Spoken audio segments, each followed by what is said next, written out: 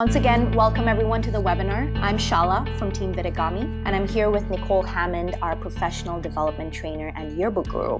Just a quick background about Nicole. In addition to teaching English and journalism, she's had over 20 years of experience working in the yearbook industry. She's advised an award-winning yearbook at her school. She's worked with Balfour and led a number of workshops in the country, and she's been with the Creator Studio team for over 5 years now. So now she's designed this series to give us the basics of building and rolling out your yearbook. So now it's officially the holiday season, really exciting. A lot of you have probably been super busy with tons of events and things going on at school. So we really appreciate you sitting in today. In today's session, we're continuing with the Back to Basics segment, part 2. Last month, we covered layout design and rules. And today we're going to be talking about storytelling for your book and the art of headline treatment and copywriting. So Nicole, I'm going to let you take it away. All right, thanks, Shala. So there is a ton of information on writing news stories and leads and headlines, and next webinar we'll get into captions. So I want to preface today by saying this is going to be a warp speed introduction. This will not be exhaustive.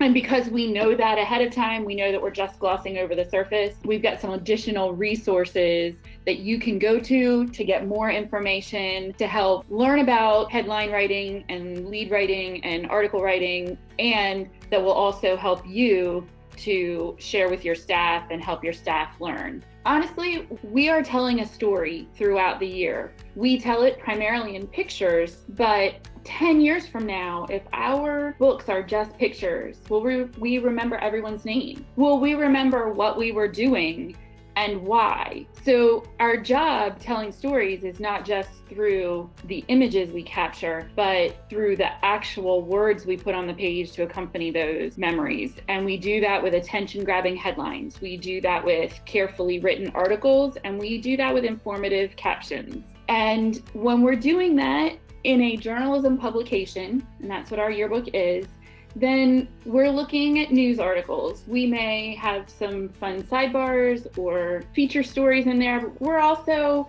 sharing news. We are recording history for our audience. And it's not the same as writing fiction or short stories because we express no opinion in these articles. Any opinion expressed is done through firsthand accounts, through quotes, but this really is, for all intents and purposes, a news publication, and we write news stories. And we do that with these bullet points. We start with a lead. It includes 5 W's and an H. I mentioned that last month, and we're going to look at that today. We write in the inverted pyramid style, or we write in what's called the LQTQ style. And we create headlines that grab attention. They use action verbs and they summarize important information. We're doing this so that people want to read what it is we're writing.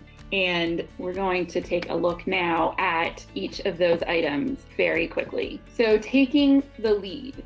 If you open a newspaper, if you open a news website, if you read an article in a magazine, you are going to be given all of the important information up front. You will get the who, the what, when, where, why, and how in that very first paragraph. And then everything else is there to explain the who, what, when, where, why, and how. And we have several types of leads besides just that basic, this is what happened on what date, to whom, and this is how. We have a storytelling or a narrative that establishes the mood of a piece. And unlike the summary lead, again, the summary lead is just giving the 5 W's and the H, summarizing that information in a very dry way. So unlike that summary lead, the storytelling lead that establishes the mood of a piece does not give all the information up front, just kind of draws the reader in. The scene setting or descriptive lead, that sets the scene for a piece and focuses on using the 5 senses to answer those questions. And then we have a figurative language or an action lead. And that really uses things like simile, metaphor, personification to focus the story and draw the reader in. just a little aside for this, if you want to see some excellent examples of leads and article writing, go to some magazines that are written on a higher level than most newspapers. Newspapers are written at a 6th grade level. There are a few that are written a little bit higher, the Wall Street Journal, the New York Times, the Christian Science Monitor. But by and large, the average reading level, the population is 6th grade. And so newspapers are written on a 6th grade level. There are lots of magazines that are focused in their content on a different demographic or a different group. And so they have a higher reading level. And I will tell you for myself, in all honesty, some of the best journalism writing out there is in Car and Driver magazine. You can find some really awesome examples for yourself and to share with your students. That's just a little bit of extra information that I thought I would share. If majority of the population are most comfortable with 6th grade reading level, wouldn't we write towards that target? For example, their school is all special needs, so they definitely don't want to talk over the students' heads.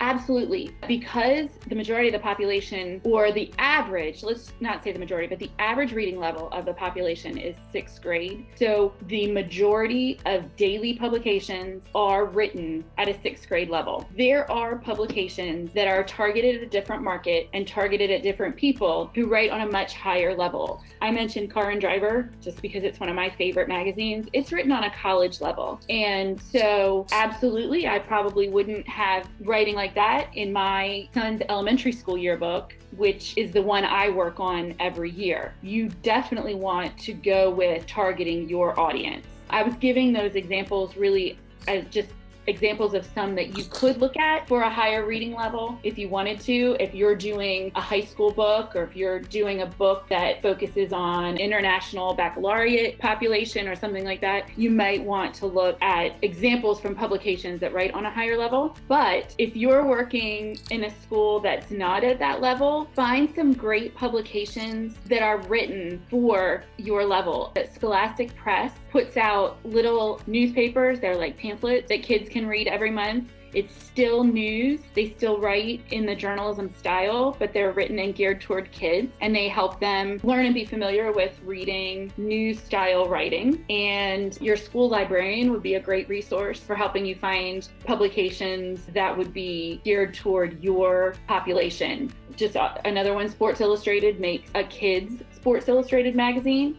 Again, still written in that news style, but definitely geared toward kids. And then the writing is on a level that they are comfortable with reading. Well, then let's keep going. We talked about the lead first, but honestly, it is the very first thing that we write, but we write it inside the news article. And the most prevalent type of news writing is called the inverted pyramid. Really quickly, this was established when newspapers and movable type were the way that everybody got their information. And articles had to be written, and the paper had to go to press, and it had to be put to bed in the middle of the night so that it could be delivered the next morning. And it was a really quick turnaround, and editors didn't have time to read all of the copy that they were putting in the paper. So the inverted pyramid allows copy editors to chop articles from the bottom and still leave all of the important information intact. And they can edit quickly. They don't have to worry about removing important content. They just chop from the bottom. But it's still the most recognized and the most used type of news article, even if we aren't worried about quick turnover and space. The lead is first. And again, it gives the most critical information. It answers those 6 questions. If you want to equate it for your students with a Twitter post where they get all the information they need in 140 characters, and then additional information comes in the comments or in their subsequent posts, that's what we can liken it to today. But that lead sends out all of the information. It's what the news anchors tell you is coming up after the break. Then we go from critical information, important information, all the way down to nice but unnecessary information. And we go in that order. So we can edit quickly without sacrificing information, and honestly, because people lose interest. And at least if they lose interest, they'll have gotten the most important information. That is not critical for a yearbook. We want people to take their time and look through and read and remember. but that is why this type was started in news. So because we can take our time and because we want to give them more information, and honestly, because we want more people to be in the book and to be featured, we have what's called the LQTQ format. And this is what it says. It's a lead, quote, transition, quote, writing format that is used well in a yearbook setting. We all think about getting people into the book through the pictures. How many times does a person appear in the book? Have we left anyone's picture out of the book? Does one person have a whole lot more pictures than another person? But another great way to get people in the book is to hear from them and then to tell people what they have to say. So if we're doing a story on a game or on new construction at the school or about what kids do on the weekends, we go to the source, we get quotes from them, and then we're making it more interesting to our readers, but we're also featuring more people on a page than we could do with just photos. And we're giving them a chance and a format to share their ideas and their thoughts.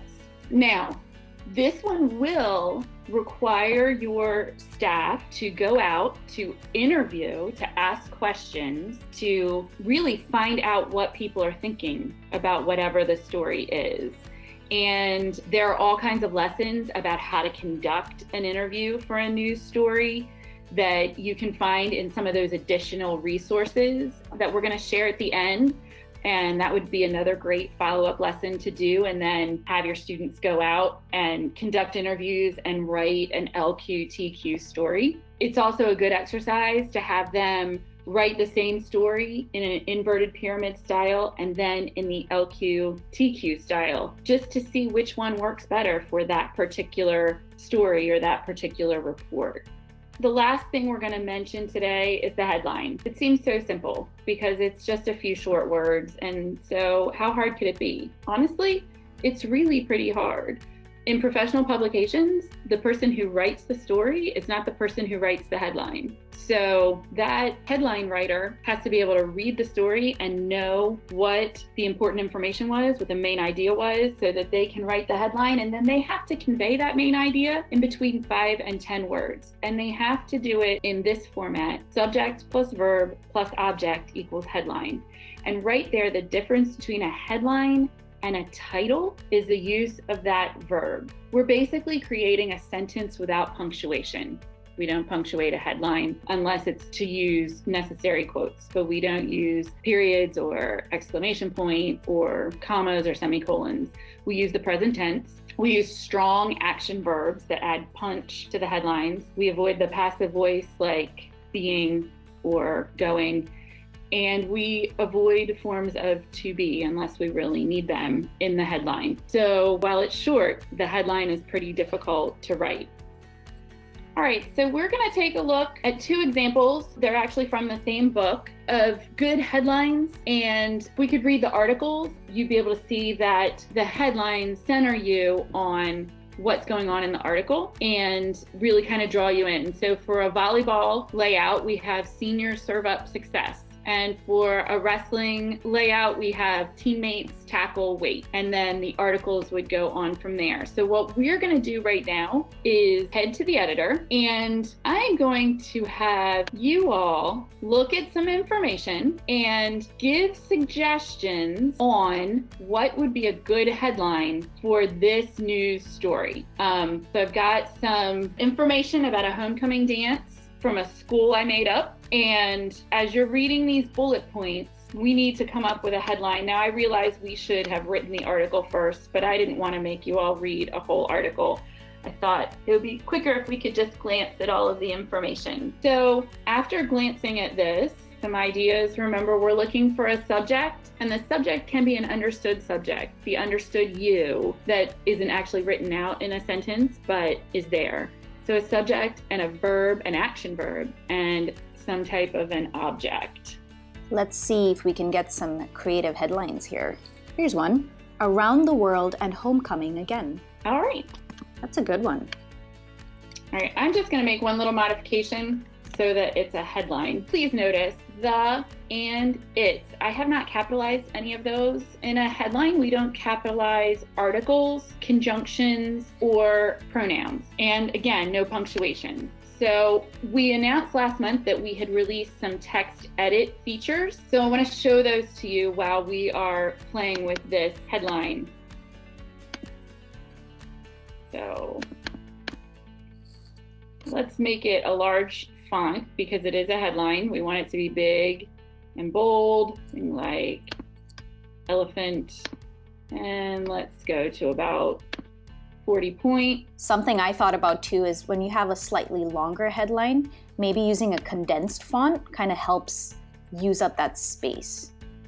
Yes. So it's not super long. Or, Shala, we could use some of our new text features, like text spacing. Notice that we can change the character spacing. We can condense it, or we can space it out quite a bit.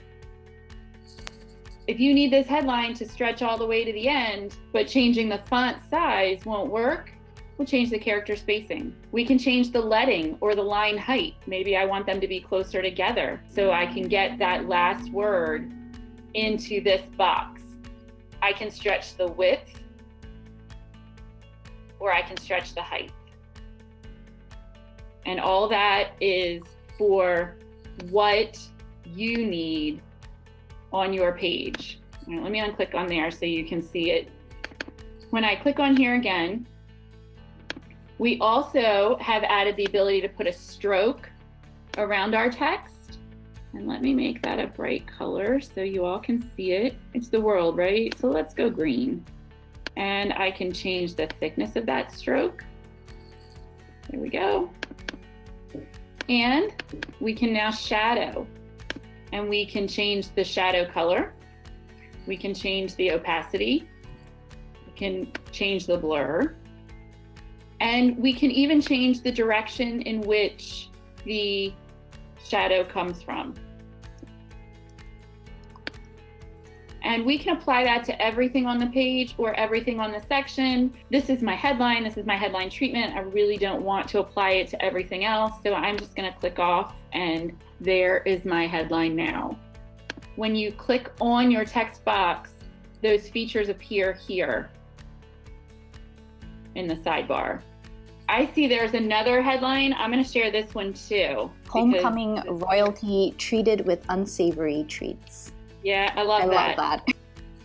So let's just copy our box. I want everybody to see that. That's fun. And either one of these headlines would make me want to kind of reach in and see what was going on and read the article. So those were great to share. Thank you guys for that. All right, so then let's go back and I want to share with you these additional resources. These are some websites that you can go to. A couple of them you might need to sign up for an account. A couple of them just give their things out for advisors and teachers to use. So schooljournalism.org is a fabulous resource. You can find some lesson plans on there, some really good lesson plans. You can also find definitions and information. Studentreportinglabs.org also has lesson plans that are journalism specific for copywriting, headline writing, interviewing, reporting, things like that. The JEA is the Journalism Educators Association, and JEA.org is their group. They do have some free resources on their site in order to gain access to their curriculum, which is huge. You do have to pay for a membership. They have special rates for teachers and students, but they also have great information. And owl.purdue.edu, that's Purdue University. The OWL is their publication, and they have a ton of resources on journalism and information about all aspects of journalism. It's a great resource. The last one is apstylebook.com. This is a book you would have to purchase. I'm not sure how much it costs, but it's a paperback and it's not terribly expensive. The AP Style Book is the grammar handbook for journalism. So you may be familiar with other style books and other things that you used probably when writing papers in college or if you're an English teacher, with your students. But the AP style book is really the one that defines the rules on grammar for journalism. That's where you'll find that you don't capitalize articles or conjunctions. That's where you find that there's no punctuation in the headline. Things like certain numbers are spelled out and certain ones are not. So if yearbook is a course that you're teaching and it's one that, students are taking this as part of a journalism program or something, the AP style book is something that you would definitely want to have in your back pocket for a resource for everyone. And I have looked that the AP style book is not available online. You can't just type it in and get the information. That is a book you have to order. But these resources, if you are interested in pursuing any more information on any of the topics we covered today or any other journalism topics, all of these resources would be very helpful for you. I'm going to turn it back to Shala because she's got some information to share with you. Awesome.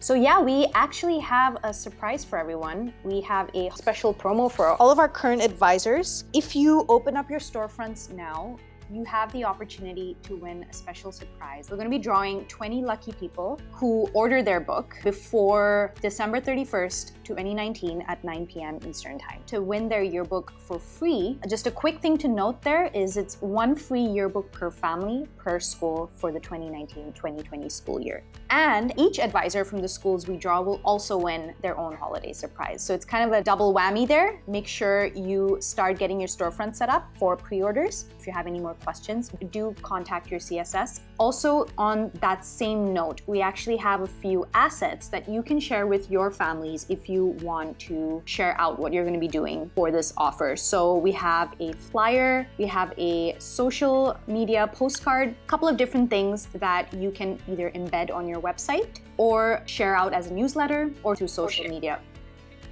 If you look again in the handout section, you will see the very first handout is the copywriting handout, and that is our information form that has a bunch of information on copywriting. And then it has a lesson plan for you to use with your students based off of this webinar. You can show them the webinar, let them take notes on this handout, and then there are some assignments you can have them do that will really help them to learn how to write a lead, to learn how to write a story, or to write a story. You might want to go and pull a copywriting lesson plan if you haven't taught writing yet. But this lesson will really help you and your students focus on the whole news article headline lead that we've talked about here today. We also have some quick links that you can access if you would like to watch our previous episodes of PYBU. You can click on picabooyearbooks.com/tutorial. All of our episodes are available there, in addition to all of our tutorials, advisor resources, etc. So if there's anything there that you would like to download, you can do so from this link. And just to wrap up, just some quick links here for support. Again, if you had any questions today and you would like to get some help, you can feel free to reach out support@picabooyearbooks.com or call our hotline. And of course, our knowledge base, all of our support articles can be accessed at pyb.zendesk.com for our help site. Stay tuned for the December newsletter, which will include information about the next webinar, which will be on photo composition. And that'll be our last webinar this calendar year before we pick up the pace again in January. I think that covers it. Thanks, Shala. Awesome. Thank you so much. And hope everyone has an amazing day ahead and happy holidays. Thank you, everyone.